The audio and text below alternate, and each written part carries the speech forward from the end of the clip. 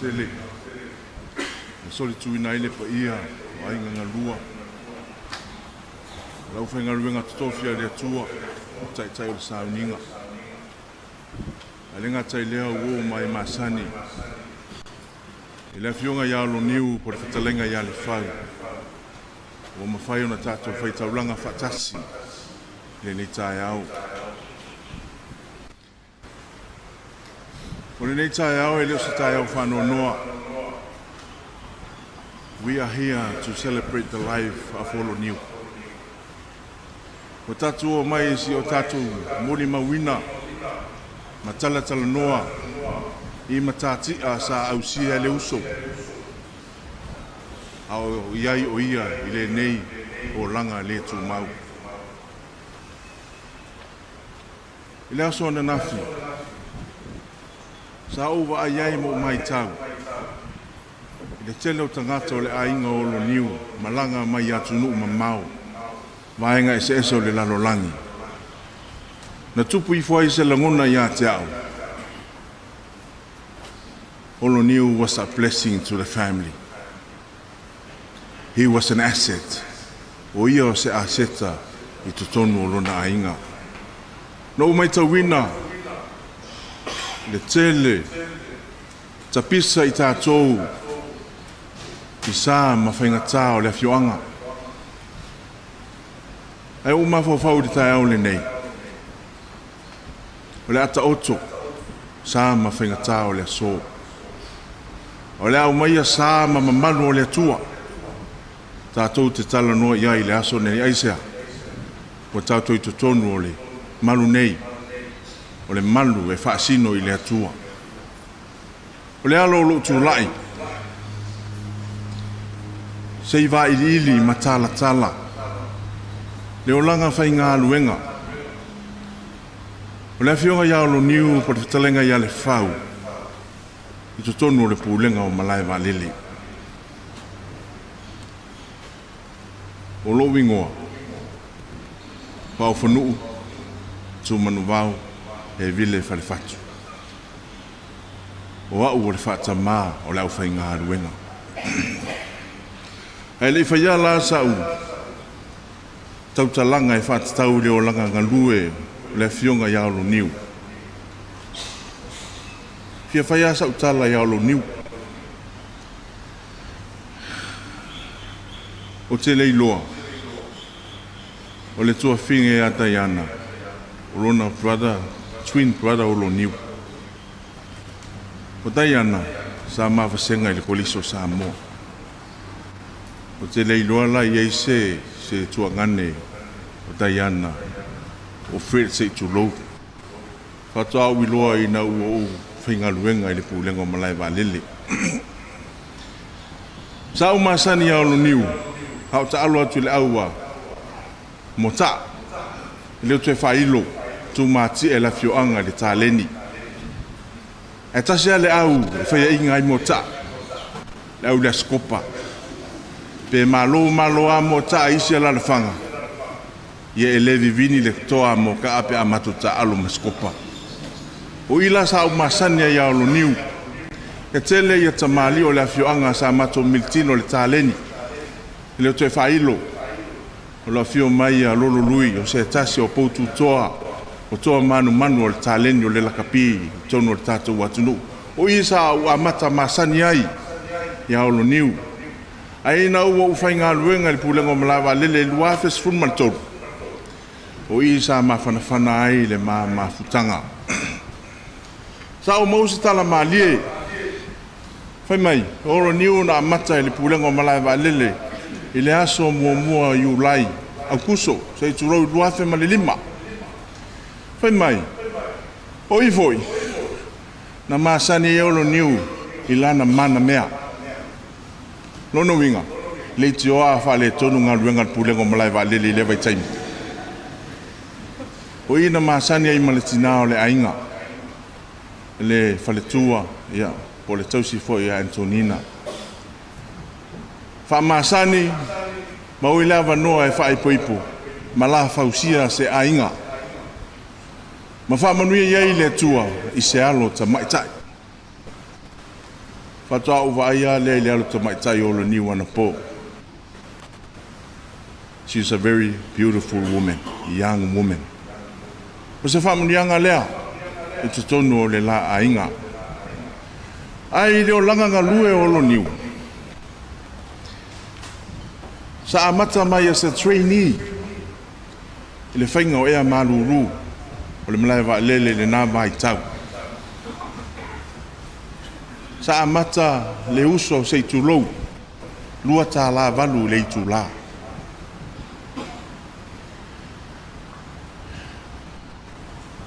E se le leanga o le pei lava i tau. Lua tā la valu le tu la, you cannot afford to support your family. He came through the system.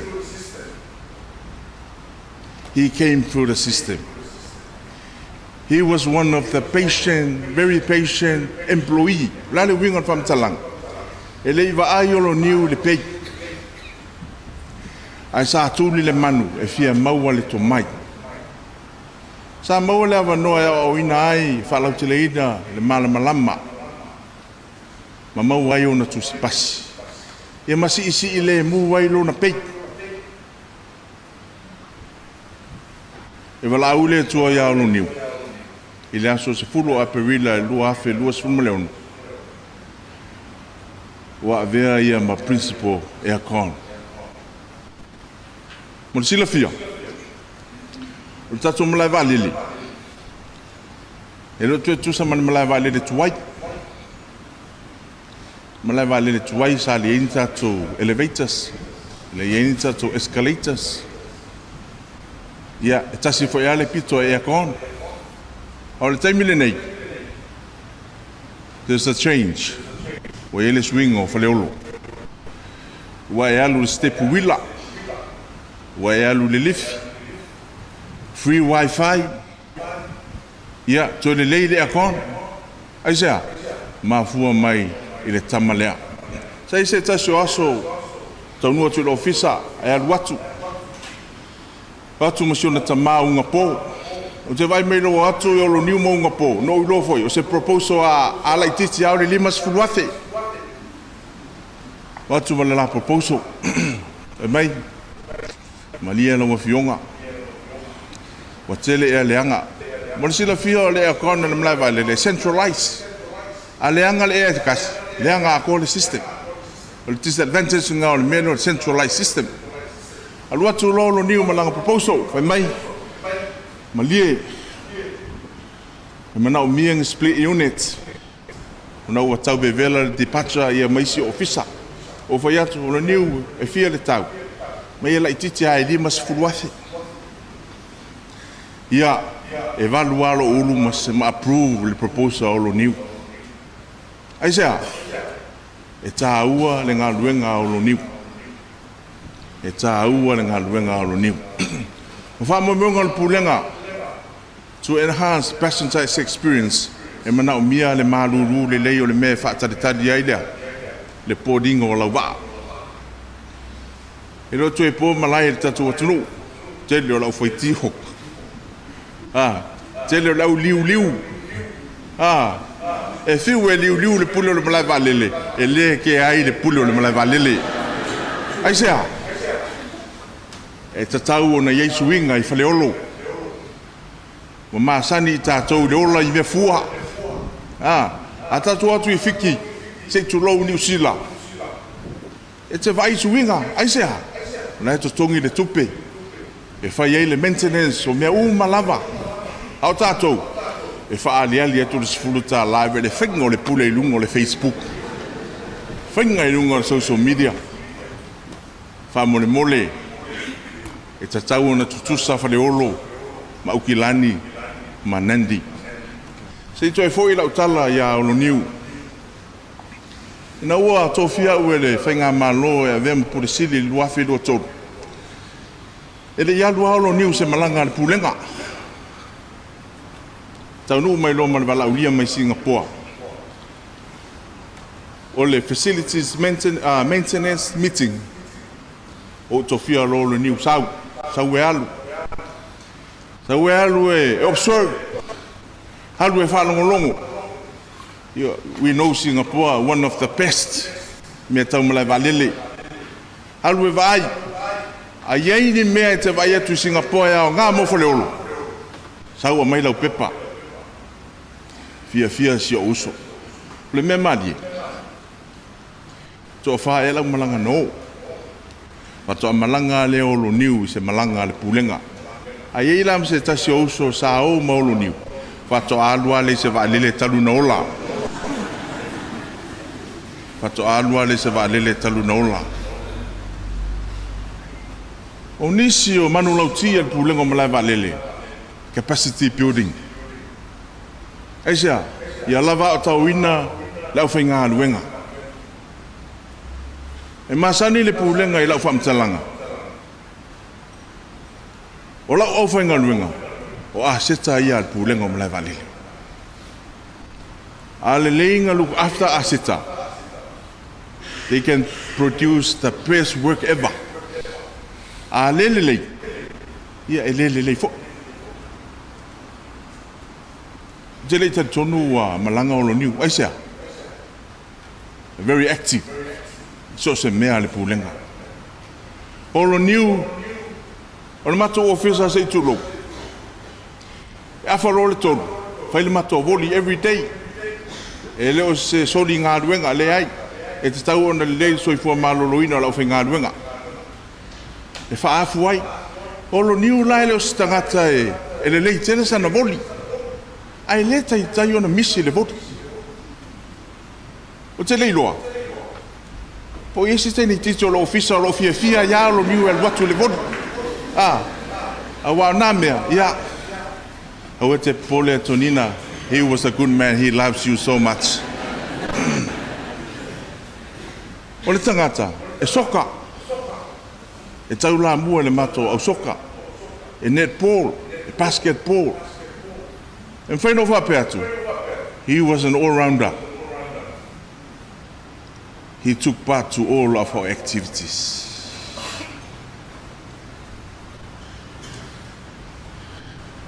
Ananafi.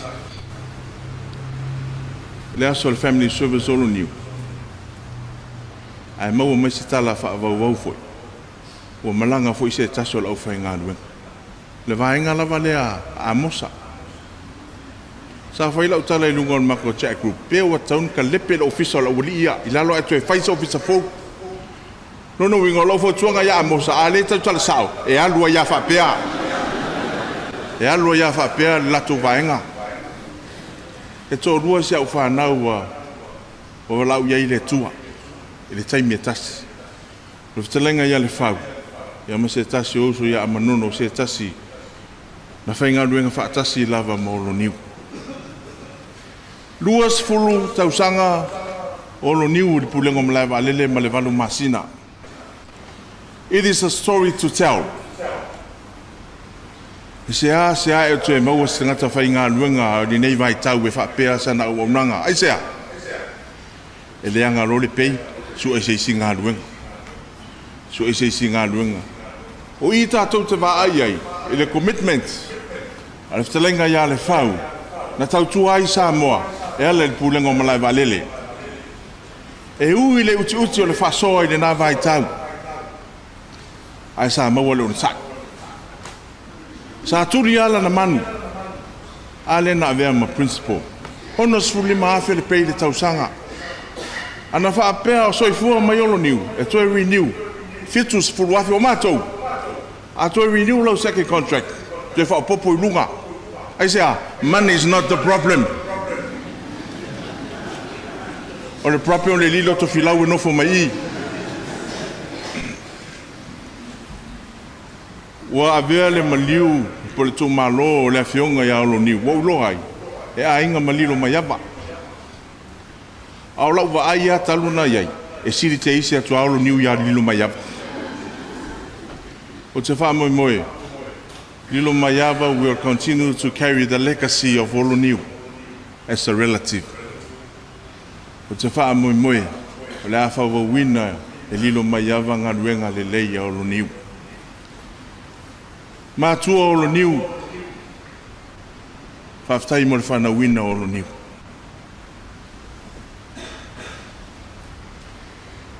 He was a blessing to us. And I know he was a blessing to all of you. O te wha moe moe, pa u se toa, e tu se toa e le pulenga o Malae Vaalele. A tō malanga atu i le Malae Vaalele. Wa māruru le lei, aisea, o ngā luenga le uso. O ngā luenga le atali. O ngā luenga le au auna ia olo niu. E se asea maua le to mai le i tono Samoa. E specialize mea tau i a kān mapusa aisa. Na o le tangata e te le loto se i tulo. Aisea, e le whai ngofie. E le whai ngofie. Le whaletua i a Antonina. Ia. Walu o lo niu. Awani te whai aso tō rua e whai lau whaalua. A lofa i lau tama tausi le lei. O loulu mana i le nao si au tama i tutono le tau ainga. Whaftai le ainga o lo niu for raising up a very beautiful young man. Misia le uso. I le mahaftanga.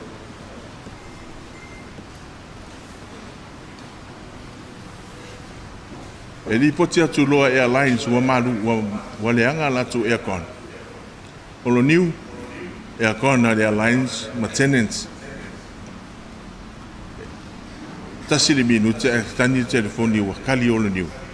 Wo la ufa inga luenga fai. Mo le sila fia. E 24/7 in mako operation.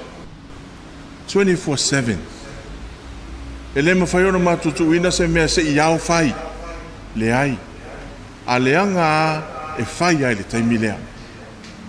E fai ai le taimi lea. Talo fai au lo niu.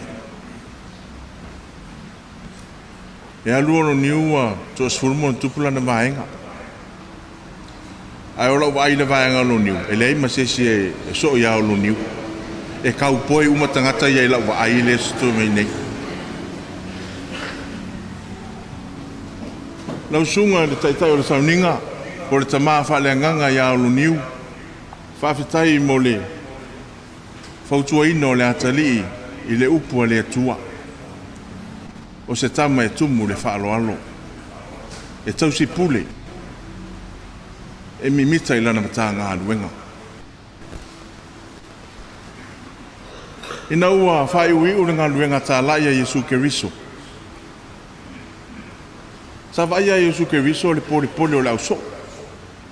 Even though he was with him for the whole 3 years as a full-time missionary. Na ia whai ai upu nei, aua le atu atu vale o tau. E tele mea le maota o loo tamā.